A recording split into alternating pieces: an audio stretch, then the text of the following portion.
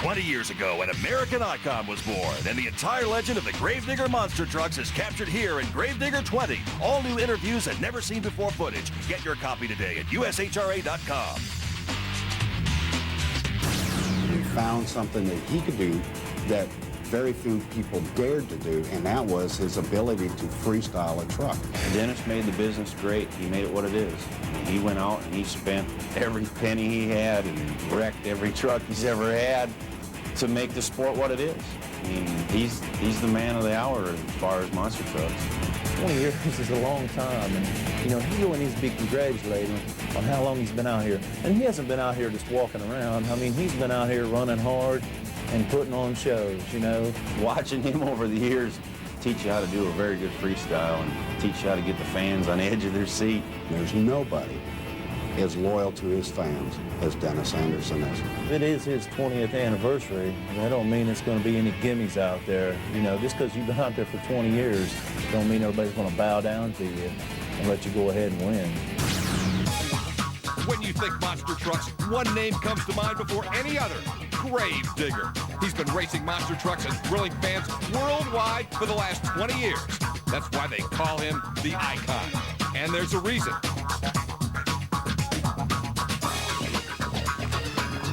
Dennis Anderson created the first Gravedigger in 1981 from old parts of discarded vehicles.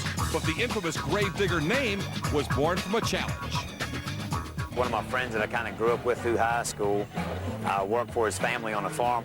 I always was scratching the junk together, trying to get me something going. And I told him one night in front of a bunch of our friends that worked with us on the farm, we were kind of mouthing off to each other. And I said, Gary, I said, I'll take this old junk and dig you a grave. And then all the guys used to call me Gravedigger from then on out. With those words, the legend of Gravedigger was born.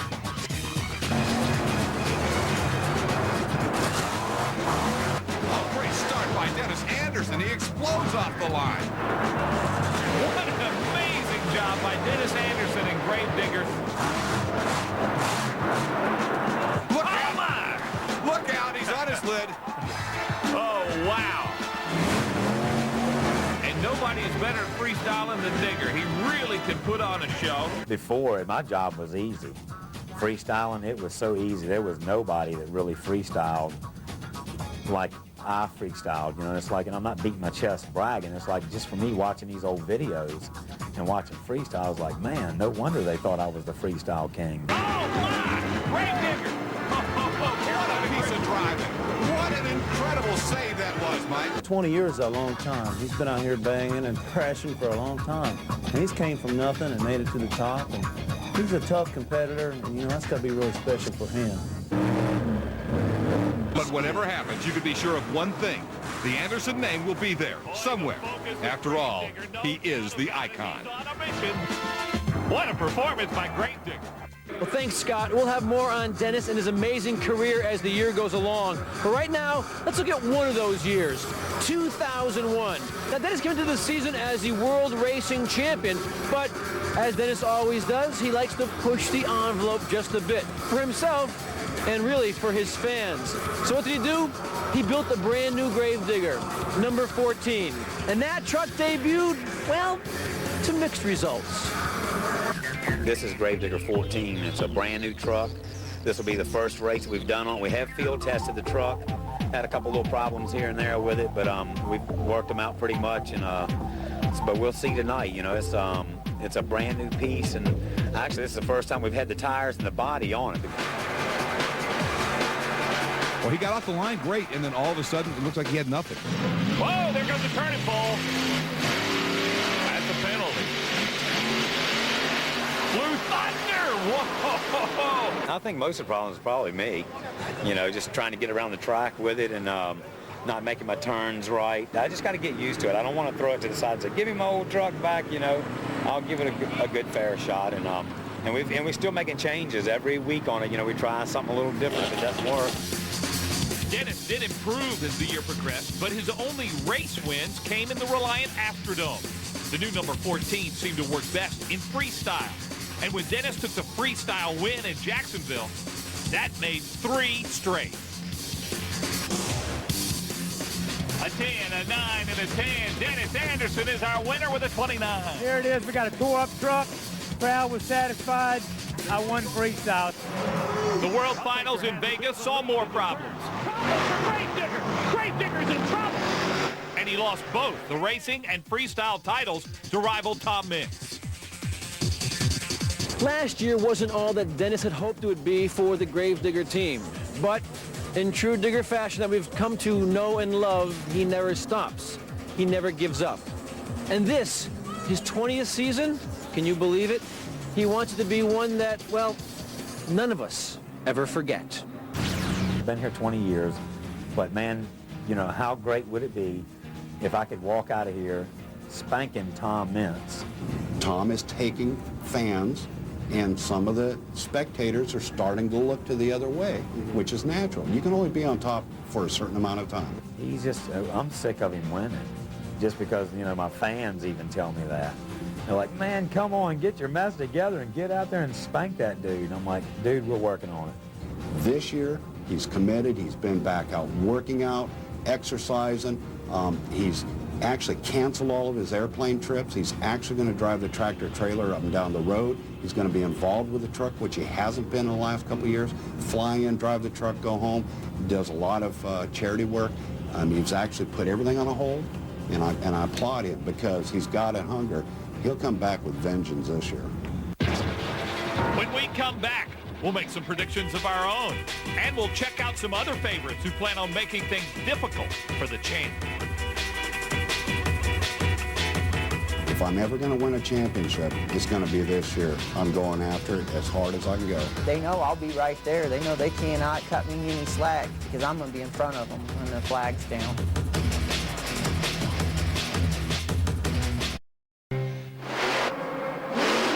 Welcome back. It's going to be a great season, and I can't wait for these events to get going. The Monster Jam World Finals 3, live from Las Vegas, March 23rd. If you can't be there live, then watch it live on pay-per-view. Contact your local cable provider for availability and home viewing requirements. Call today for more information.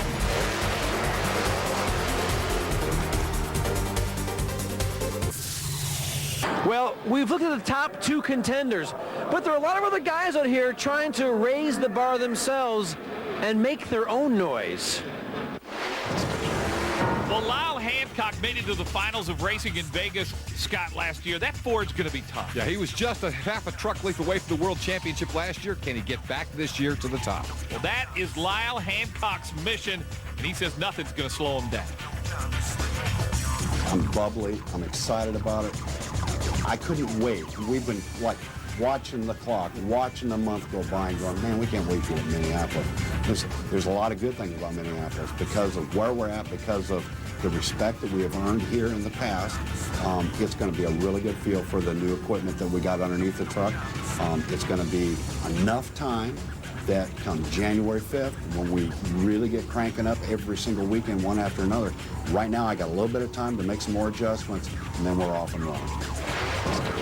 Brian Bartle is starting year 2 in that Marvel Comics Wolverine machine. We saw some great runs out of him last year. He is the one driver who emerged as a major star in 2001. To take the next step, he needs to gain a world title. He wants it this year. He wants back in Vegas.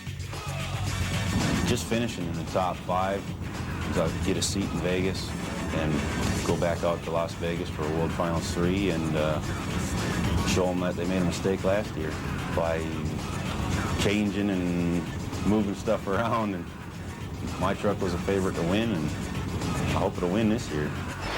Now, I think Scott Hartsock would admit he was a little disappointed with last season. No doubt about it, but you got to remember 2 years ago, he was the runner-up in the world. He wants to return to those heights. And he has his own unique outlook on what this season is all about. Here's Scott Hartsock. Well, it's nothing but a big ladder, you know, and everybody's on that ladder. Will that ladder hold all of us? No.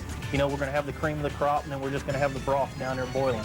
And we're going to be right there in the midst of it all. I'm not always going to be number 1, I'm not always going to be number 2, but we're going to be right there in the middle in that pot, you know, stirring it up the best I can. I think there's going to be a lot of drivers trying to stir the pot. We'll hear from more of them coming up next here on our Monster Jam preview, and we'll also look into our crystal ball.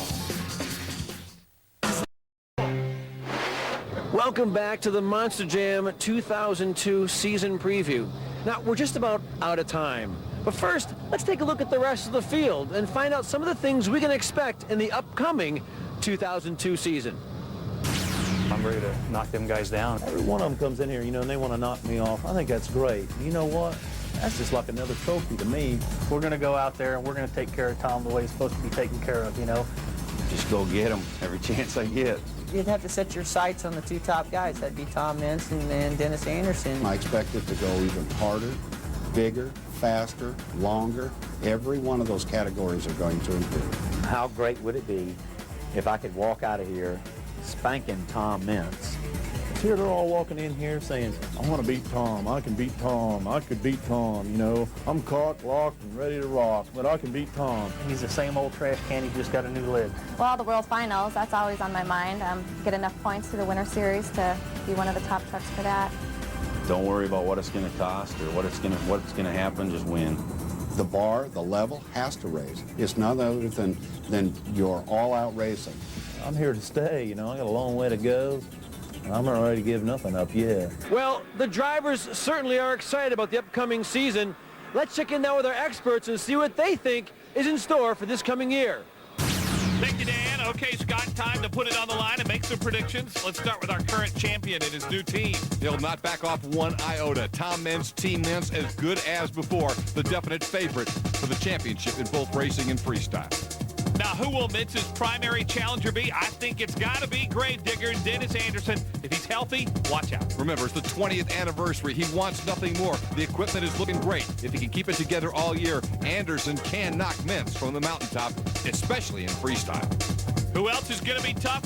Well, I think this built Ford Tough Blue Thunder machine with Lyle Hancock is going to challenge every week. Got that Ford corporate support. No truck has more research and development in it than that one. And Lyle Hancock is always a player, always a contender.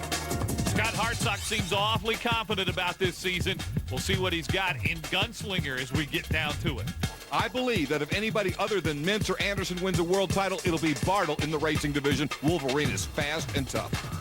Also, watch out for that new truck, High Roller. Like the way it looks. We'll see how it runs coming up. Certainly. A dark horse and one the ladies will cheer all year. Scarlet Bandit. Dawn Cretan can play with the big boys. And her husband, Jimmy Cretan's not bad either.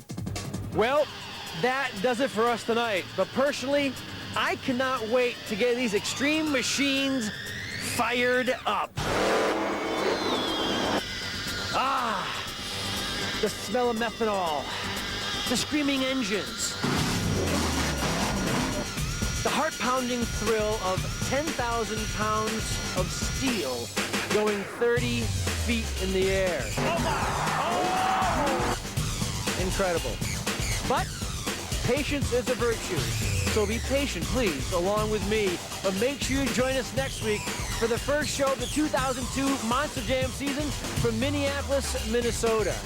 I guarantee you, we're not going to let you down. See you next week.